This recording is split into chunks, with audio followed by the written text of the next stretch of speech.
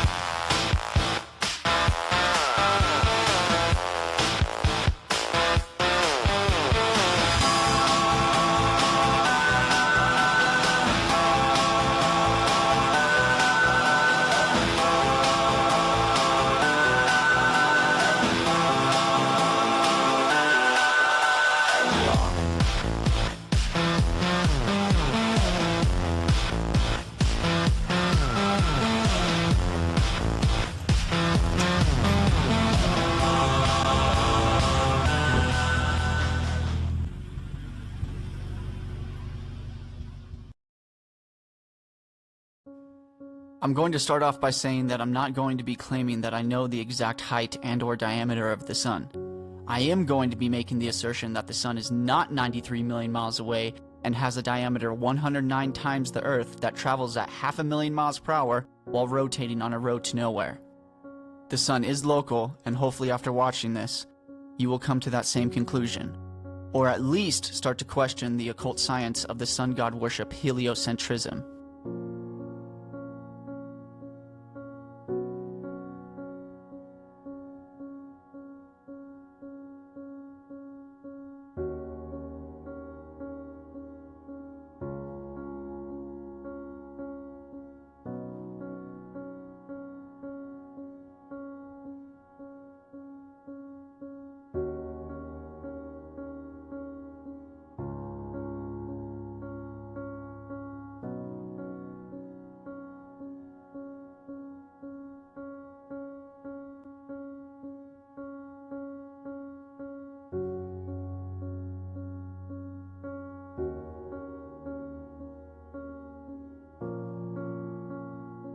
Let's start with some footage of the sun in the clouds. This is my personal observation here, and it does appear that there are clouds in front of and behind the sun.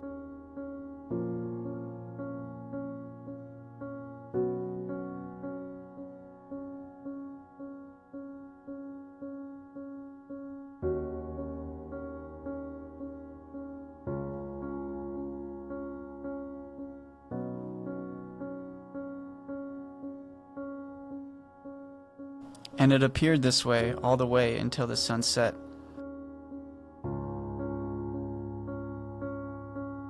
What I found to be even more intriguing is that when I put this footage under an emboss filter, which just enhances the edges, we can clearly see the clouds are behind the sun. If the clouds were thin enough for the sun to shine through, we should still see some sort of texture in front of the sun with the emboss filter. That is not what we observe. We see there are clouds in front of and behind the sun.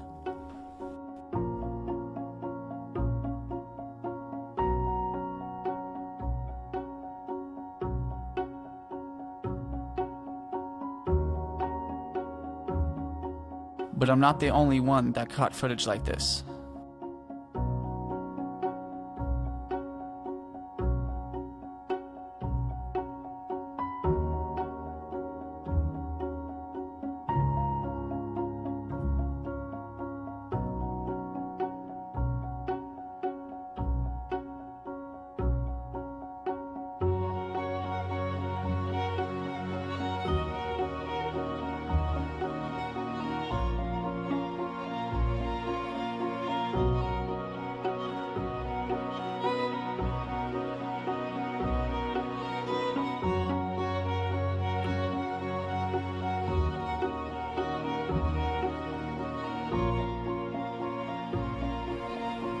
This is a photo my good friend took where it appears the sun is hanging out in the clouds. I'm not sure how it's possible for the horizon to be behind the sun if it were out in outer space 93 million miles away. And as you can see, this sunset has a bulge right where it is setting. Instead of evenly lighting the horizon as it should if the sun were behind the horizon.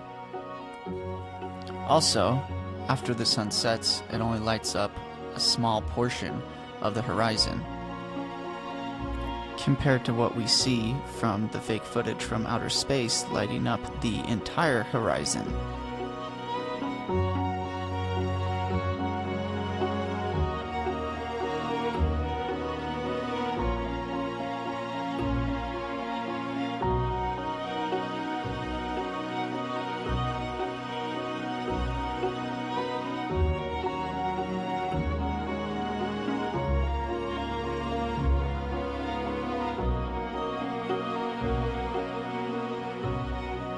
This is another set of personal observations I've done.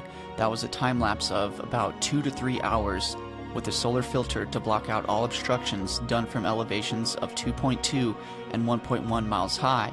That clearly shows the sun gets measurably smaller in diameter as it reaches the horizon, which is simply falling into our limit of sight, which we refer to as the vanishing point, and is how the law of perspective works.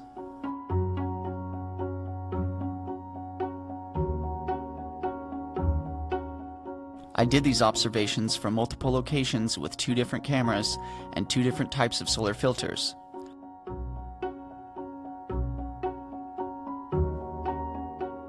The results show that the sun should not be changing significantly in diameter as it sets if we were 93 million miles away and we were tilting back as we spin just a few degrees, while orbiting the sun at 66,600 miles per hour. Remember, you have been led to believe that the sun is traveling nearly 500,000 miles per hour as it sets. And if that is your belief, I think it's safe to say that you have been sucked into the devil's matrix. The sun gets smaller because it's traveling further away from us. Here's some more personal footage of the sun vanishing above the horizon, proving that it's falling into the vanishing point and not over a curve.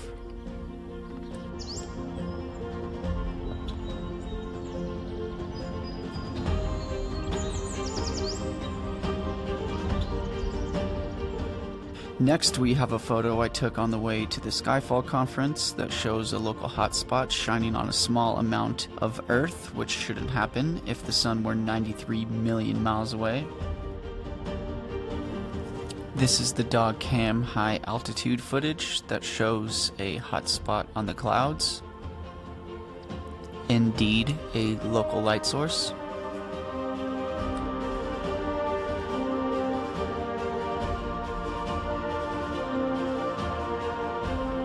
It is very easy to prove that a hotspot comes from a local light source.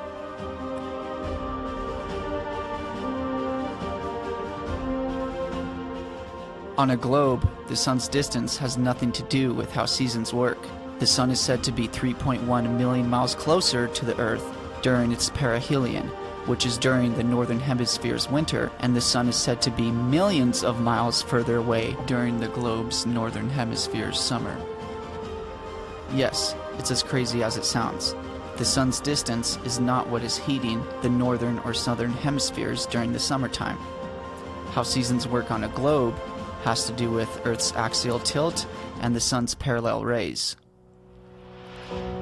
Whatever hemisphere is tilted towards the sun is what hemisphere is getting warmer. If the sun's distance has nothing to do with seasons, then why do daylight and temperature go hand in hand? The change in temperature throughout the day is only possible if the source of light or heat, i.e. the sun, is near us. If the sun were really 93 million miles away, the temperature on Earth where the sun shines would be a sustained temperature with little variations during dusk and dawn. This is not what we observe. Again, daylight and temperature go hand in hand. It gets warmer or hotter during midday because the sun is getting closer to us, and colder as the sun travels further away from us. It is common sense and easy to prove that a local light source will change the temperature of the surface it is lighting. My laser thermometer reads a warmer temperature where the light is shining. The globe religion will say the sun's rays come in parallel, which I will be addressing, and will state we get temperature fluctuations throughout the day because the sun's rays have just a little more atmosphere to shine through, and that's what's cooling it down. But the actual heat source being millions of miles closer or further away doesn't affect the Earth getting hotter or colder. The globe model's reasoning for daytime sunlight and temperature being consistent is not sensible. It makes sense that the sun, being the heat source, is taking light with its heat as it travels across from us until it reaches convergence into the vanishing point just as it appears and feels. Your intuition and your senses will tell you the truth. It's a terrible idea to trust your senses when it comes to the heliocentric religion. So next time you feel the sun's heat, ask yourself, is that sun heating me up as it's getting closer to me? Or is the sun at an average of 93 million miles away, blasting through a void of nothingness, shining so far that the sun's rays are coming in parallel, shining through slightly just less atmosphere, and that's why I'm feeling the heat? Remember, the truth is simple. Lies are complex, complicated, and in this case, compounded with falsified conjectures that make no sense when it comes to reality. When it comes to seasons in a true depiction of Earth, it is quite simple. The sun is getting closer and moving slower as it's circuiting the northern region of the Earth around the Tropic of Cancer during the summertime, and speeding up and getting further away from us as it reaches the southern and larger regions circuiting the Tropic of Capricorn during the northern region's winter. The sun is getting closer during the summer and further away during the winter. It's simple logic and easy to observe. An analemma will show the sun's course over a year, which proves it's taking up less space in the north by doing a smaller circuit during May, June, and July, and doing a bigger circuit in the south taking up more space during November, December, and January.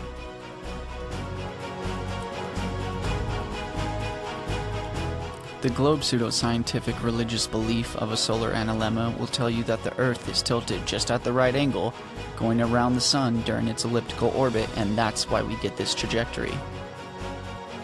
Both can be discarded because 1, the North Star Polaris stays in its relative position, proving we're not wobbling back and forth on Earth's axis, and 2, we would feel the Earth speeding up and slowing down during the bends of the elliptical orbit as we do in any observable application.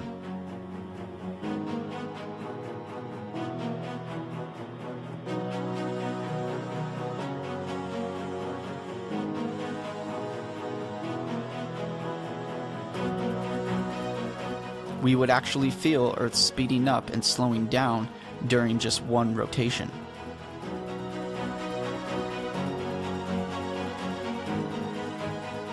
It is impossible to have a constant velocity on a circle or sphere if it's doing more than one motion.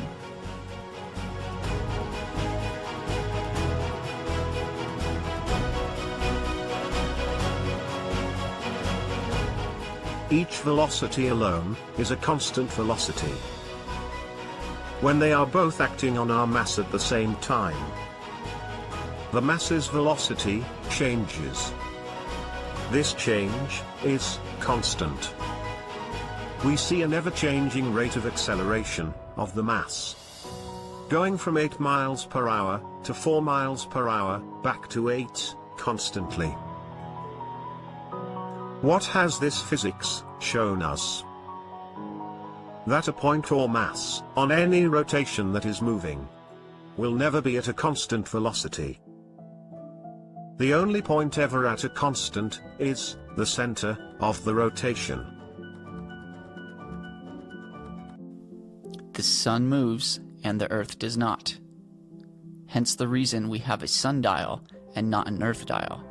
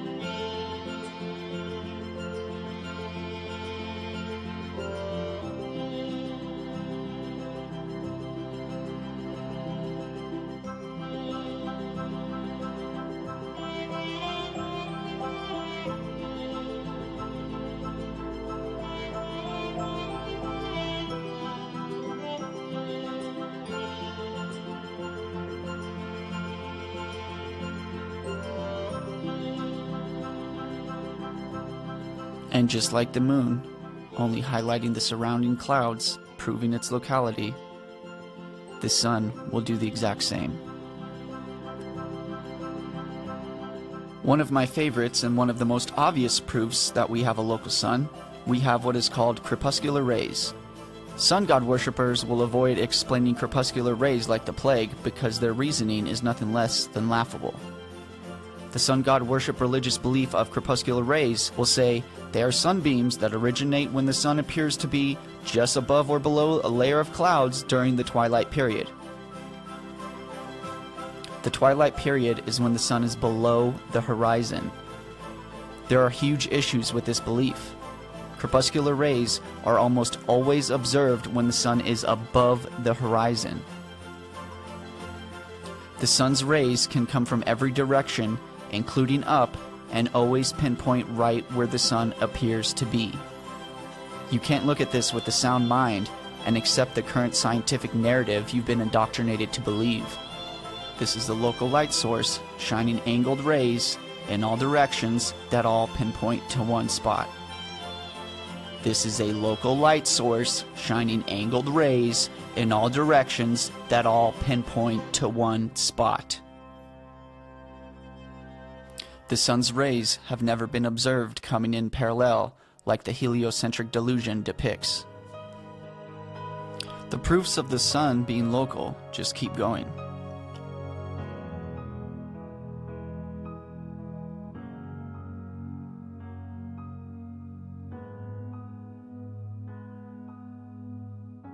Something interesting you're going to notice is that specular reflection is a projection caused by the sun that is personal to the observer. Notice how the reflection on the ocean stays perfectly aligned no matter where the observer is viewing it from. Specular reflection or a mirror image will portray a replica when the surface is perfectly flat and level, like you see with this still water here. If there are any disturbances or curves, it will distort the mirror image. Specular reflection can only happen on a flat or level surface. As you can see, the waves are distorting a mirror image. But let's stay on track here. Specular reflection is a projection caused by the sun that is personal to the observer. A sundog is a projection caused by the sun that is personal to the observer.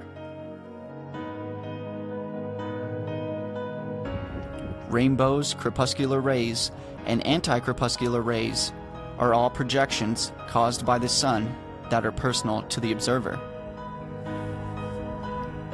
Even a sun halo is a projection caused by the sun that is personal to the observer. The reason I concluded a sun halo is a projection caused by the sun is because if modern science's reasoning were correct about it acting like prisms and mirrors, bending and reflecting light from ice crystals, they wouldn't project a perfectly symmetrical circle around the sun. We would see sun halos at different angles depending on where we were observing it from. Kind of how we always see Saturn's rings projected at the same angle when we shouldn't. But let's stay on track here. So if specular reflection, sundogs, rainbows, crepuscular rays, anti-crepuscular rays, and sun halos are all projections caused by the sun that are personal to the observer, what makes you think that the sun itself is not a projection in the sky that is personal to the observer as well? And if the sun is a projection in the sky that is personal to the observer that happens to be under a dome, it would explain why the sun would stay above the horizon in areas like, I don't know, Antarctica maybe? This could explain the phenomenon of the double suns.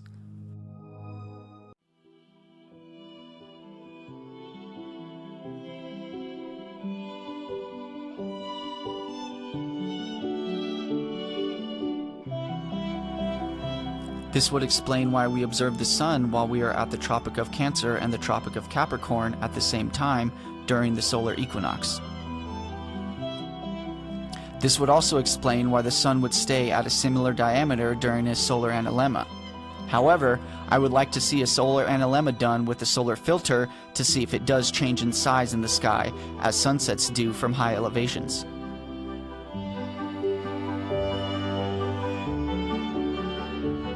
I wanted to elaborate on the 24-hour sun in Antarctica. And coming in 2024, we are working on something massive, which we think will finally put this flat Earth idea to bed for good.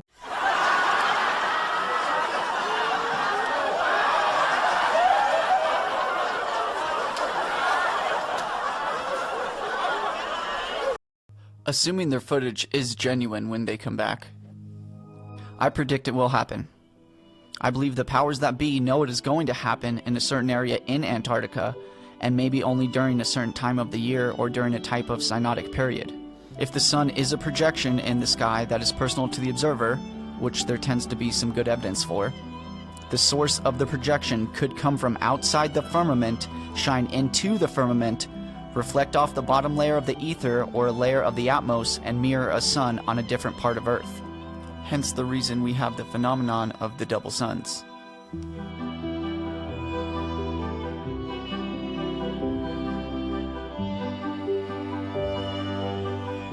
Interestingly, after I point the laser at the dome at about a 45-degree angle, it reflects the light near the end of the dome.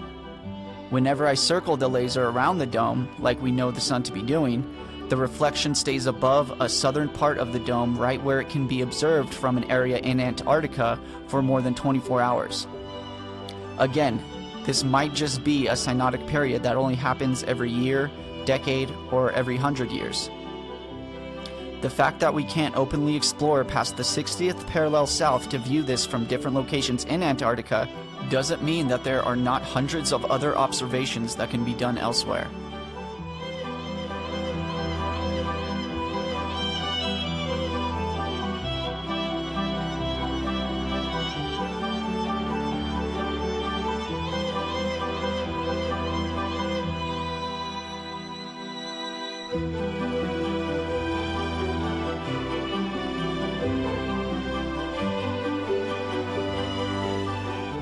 This is theoretical.